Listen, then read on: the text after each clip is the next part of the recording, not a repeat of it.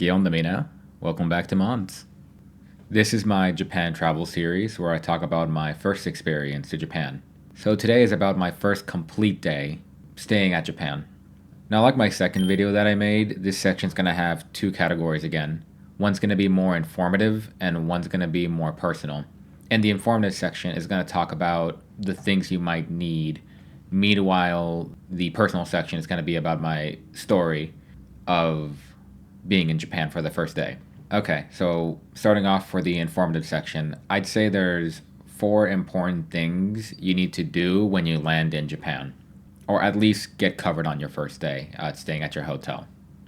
These four things are exchanging money, getting acquainted with your surroundings, getting your mode of transportation ready, and knowing your Wi-Fi services.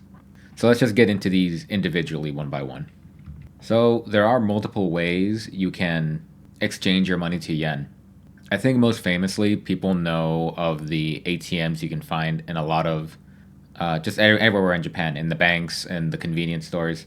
However, I have a little story to this, and I used the LAWSON's ATM for most of my trip. I was using my Western card, and I didn't seem to be getting a lot of issues with it until I actually got home. And I want to say about 2 weeks after I got home, I started getting a bunch of fees from LAWSON ATMs that apparently had to do with currency exchange.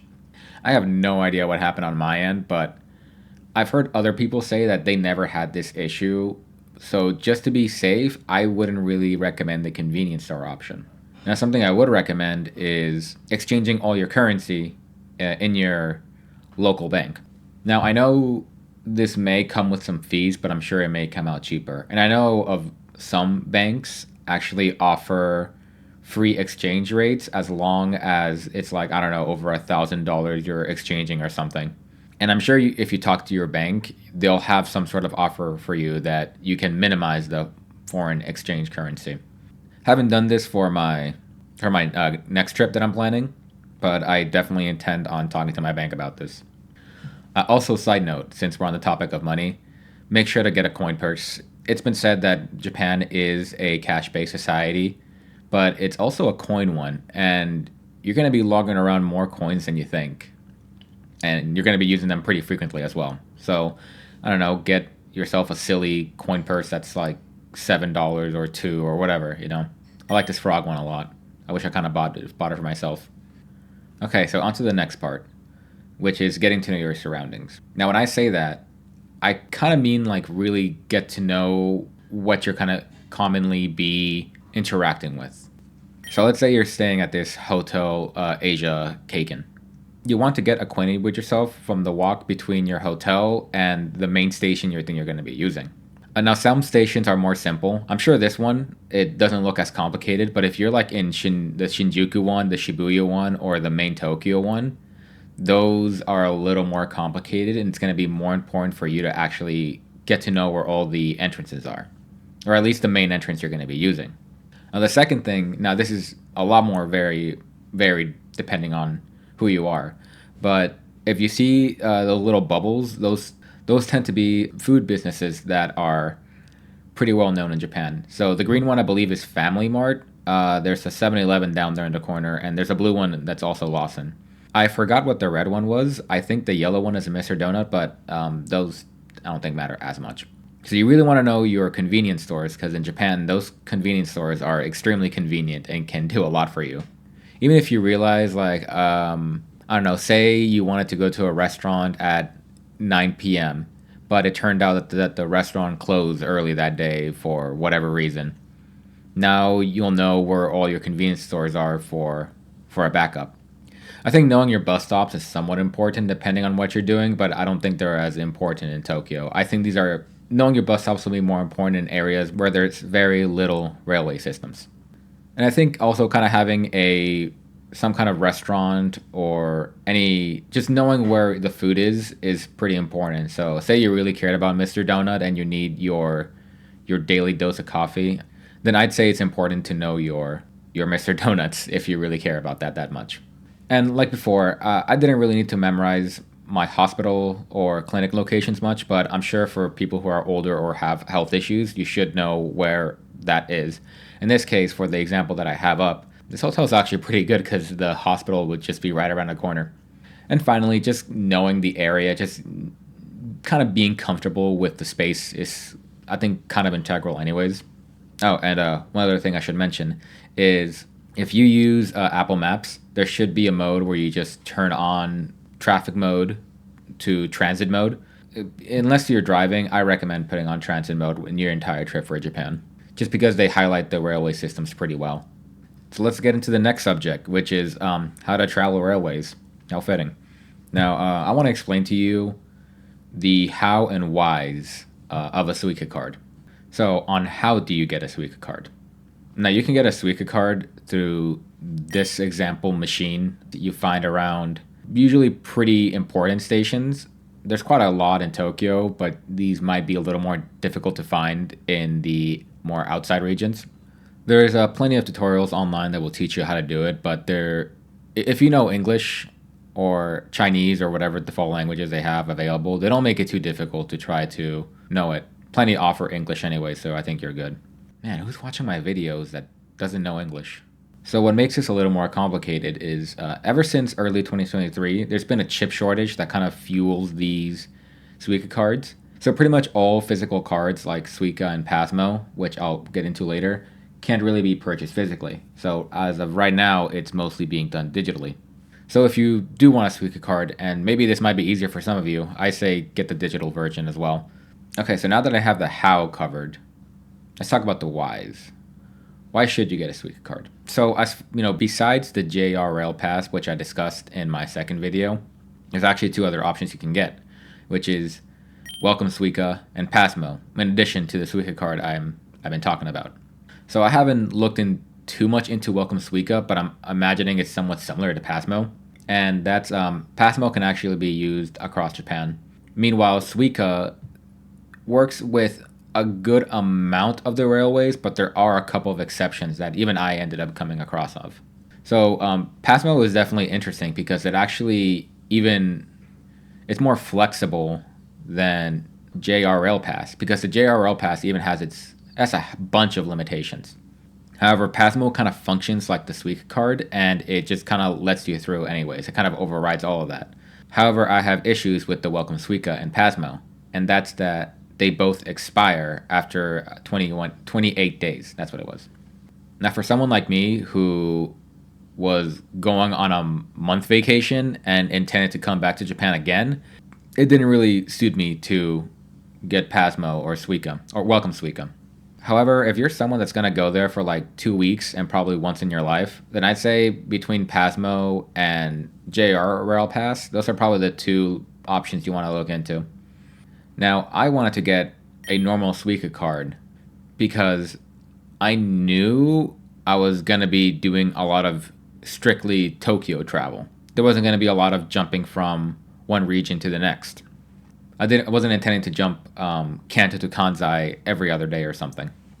Transportation in Tokyo is fairly cheap, so there was really never a need to get Pasmo or Welcome Suica. Just this regular Suica card kind of does the job. And in fact, I'd say while I was in Tokyo, the normal Suica card kind of got me through everything. I can't quite recall if there was one moment outside of this, but there was a moment where I was in Shimoda, and I wanted to get to Atami. However, the Suica card couldn't cover this railway, and unfortunately, it was the only railway to get out of Shimoda.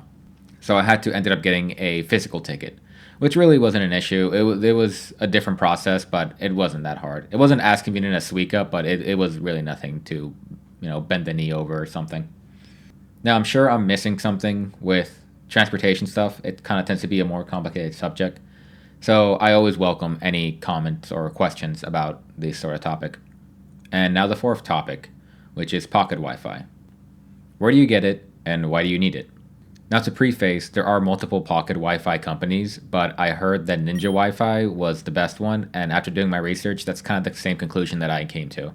So for the sake of this video, I'm going to be talking about Ninja Wi-Fi. Now, you can get Ninja Wi-Fi in their website. All you have to do is just pick up a location you're comfortable with. Ninja Wi-Fi is actually quite flexible with its pickup and drop-off areas.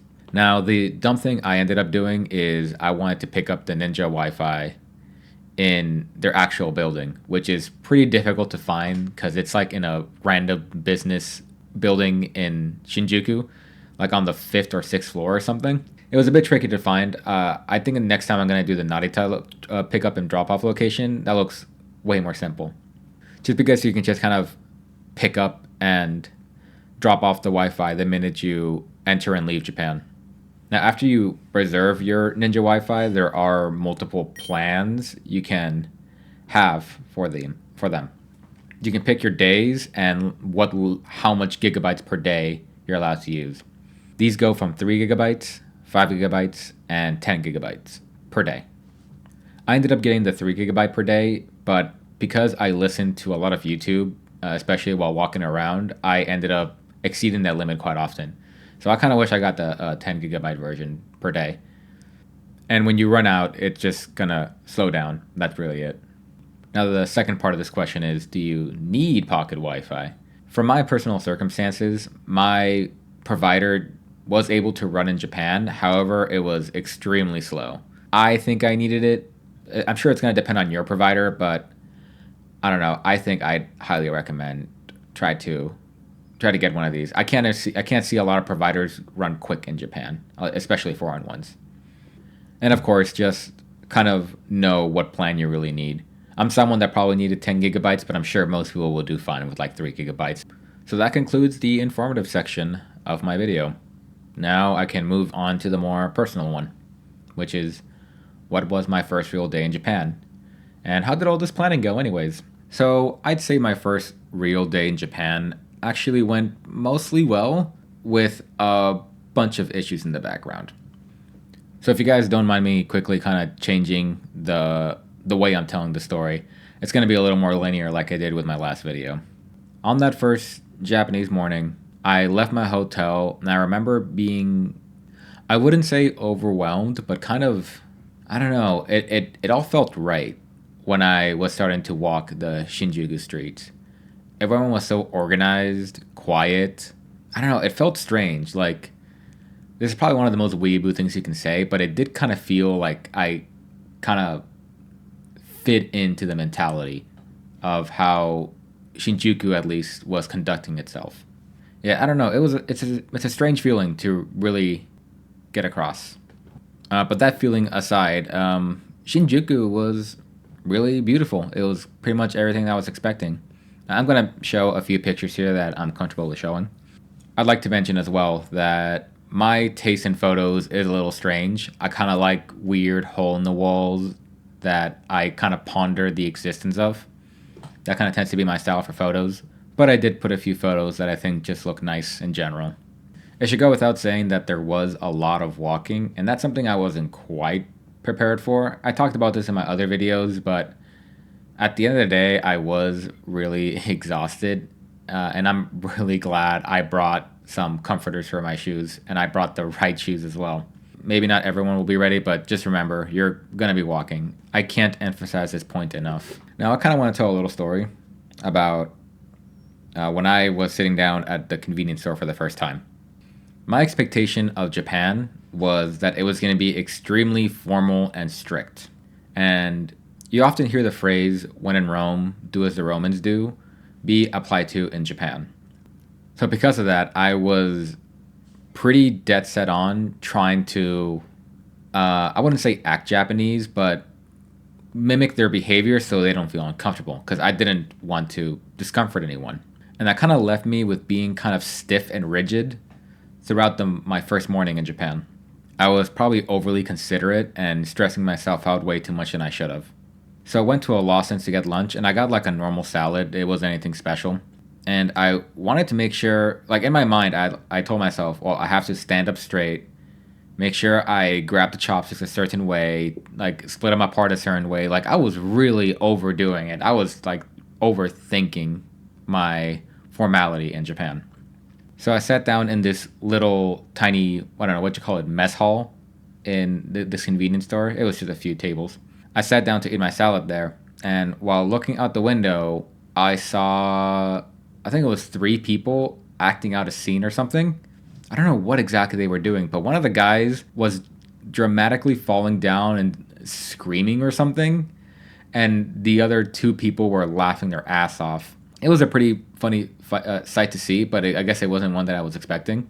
And then about a minute later was the one that really changed my perspective on how formal and strict I should be. I want to say there was a 50-ish year old man that sat next to me, Japanese, of course. He got a sushi from the convenience store, even though he had something like chopsticks as an option. He got the raw food, like with his hands, like the guy like touched the rice, and just ate it. Like I don't want to use the word like a pig, but he was really chowing down on that food. He really didn't care. And then just about 30 seconds later, this well-dressed Japanese man just left like it was nothing. And that's when I realized that, yeah, maybe I really shouldn't care that much about my formality. All right, moving on to a slightly different tale. And maybe this one didn't go as well as I wanted to, which was my first meal in Japan. Not like convenience store food, but my first actual meal. Now, I wanted to try the authentic ramen experience because most Westerners have had ramen, but I'm sure many are always curious what's Japanese ramen like. My mistake is that I used Yelp, which I mentioned before is a Western app. So I was looking at the highest rated places with a bunch of reviews, thinking about saying what's one of the best ramen places to go to in Shinjuku. And I forgot the exact name of it. I want to say it was Ichiraku or Ichiban Ramen or something like that. It was basically one of the most overrated ramen places in Japan. I think they're a chain if I remember correctly. Here's a quick picture just to show you what it kind of looks like. It looks nice, but it kind of just tastes like water and salt. It wasn't great. It really sucked. And the unfortunate thing is that there's a negative experience that's also attached with this restaurant, and that's when I tried to. So when I entered, the door was already open, but when I tried to exit, the door was closed.